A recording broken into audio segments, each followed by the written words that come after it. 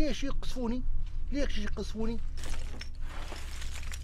ان جايات قوات التحالف من لجل حماية المدنيين، ان ليبيا مرصودة تحت القمر الصناعي، كل شيء موجود قدامها، يعني تشوف فيه، يعني مستغربين كيف يضربونه، كيف يضربونه.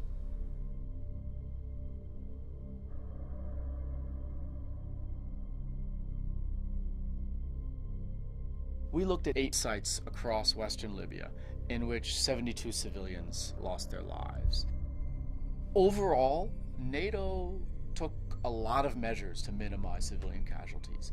The choice of targets, the choice of weapons, the timing of the attacks. But these 72 people did lose their lives. And until now, NATO has taken a position of denial. They refuse to acknowledge that civilians died. They refuse to give information about how they died, and they refuse to investigate. It's this lack of transparency that's deeply troubling. Our job is to monitor the violations, no matter who is committing them. And that means gaining access to the areas, it means interviewing people on all sides, and it means holding all the parties accountable. We were in Tripoli and heard news about a NATO strike that killed dozens of people. When I got to Majer the day after the attack, both of the homes were still smoldering. Relatives were distraught and in shock. NATO targeted 3 compounds clustered near to each other. In one of those compounds, NATO hit the house that was full of displaced persons from around the conflict, people who had fled area of fighting to take refuge in this house. أنا كنت هنا في حجرة النوم هنا، جوزتي المدام كانت معي هنا، البنية بنتي كانت مع جدها غادي في الحوش الثاني هذا. أثناء الخبطة أنا كنت موجود هنا. التصرف الأول اللي جرحت فيني توفت جوزتي وبنتي وأختي.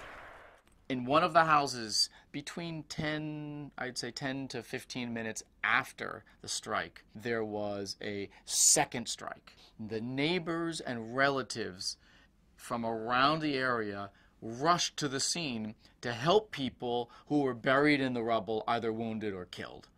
And another NATO airstrike hit as these people were trying to provide their assistance, and it killed 18 men. In Majer, we believe one of the weapons used was the GBU-12, which is a laser-guided munition. It's incredibly precise, and it is guided to the target by the shooter, who has infrared optics. And this allows the shooter to observe the target with a high degree of clarity. We wonder how they chose these 2 houses. Why were they considered legitimate targets? But the second strike on the people who came to help, the shooter would have in all likelihood seen that people were digging through the rubble. So it raises very serious questions about whether this was a legitimate target. Maybe it was an unlawful target, meaning a violation of the laws of war. NATO launched thousands of strike sorties, and 72 deaths is relatively low, but that's no excuse for failing to examine why these people died. And it matters for 2 reasons. It matters first for the people who suffered and their families, so they understand what happened and potentially they can get compensation. But it also matters for future campaigns, because if you don't examine what went wrong, why a civilian died, then you will not learn from mistakes. And civilians are more likely to die in the future.